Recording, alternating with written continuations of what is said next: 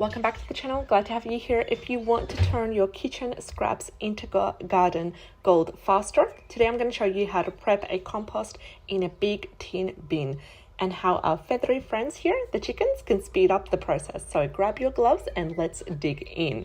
Now first, let's talk about the setup. This tin bin that I'm going to be showing you in today's video is perfect because it holds heat, which helps compost break down quicker, but it also needs something really important, which is airflow. So grab a drill, pop some holes all around, about the size of a pinky finger. Now trust me, your compost microbes need to breathe.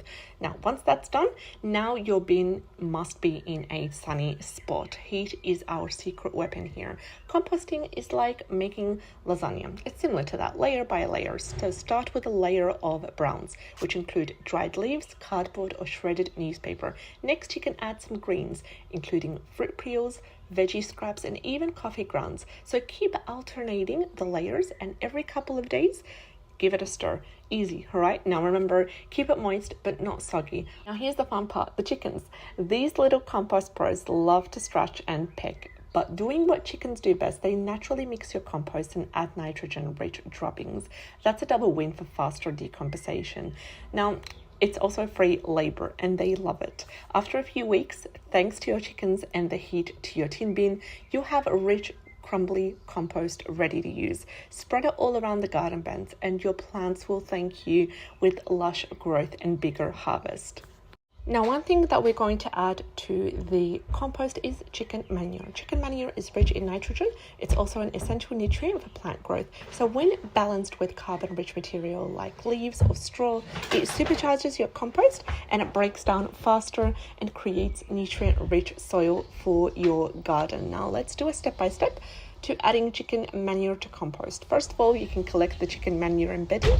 The manure is often mixed with bedding materials. We've got straw, wood, shavings, hay. Also dried leaves are an option as well, which is what we're doing here. So scoop everything together and keep in a bucket or a wheelbarrow. Avoid using fresh manure directly in your garden. Make sure that it is dry because the fresh one's very strong and can harm the plant. So composting is key. Balance the nitrogen with the carbon because the manure is high in nitrogen. So you'll need to add plenty of carbon materials in order to balance it. When we talk about carbon-rich materials, we mean dried leaves, shredded cardboard, sawdust, straw or hay also are great options. So you can aim for a 1:2 ratio, 1 part manure and 2 parts carbon material.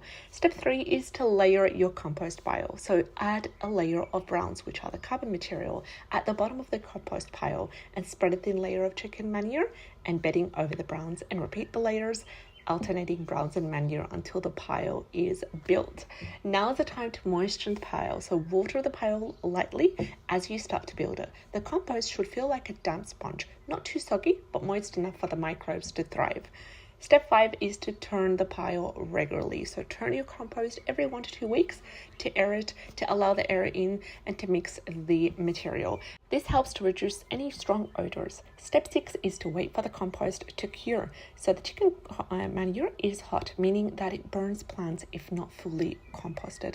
So allow your compost pile to sit and break down for about 6 to 12 weeks. And the compost is ready when it's dark, crumbly and smells earthy. There are a couple of tips. I'd like to leave you with 3 strategies and tips to how to correctly use chicken manure compost. First off, garden beds. So you can start by spreading a layer of compost around your vegetables, around your flowers and fruit trees. Work it into the soil lightly.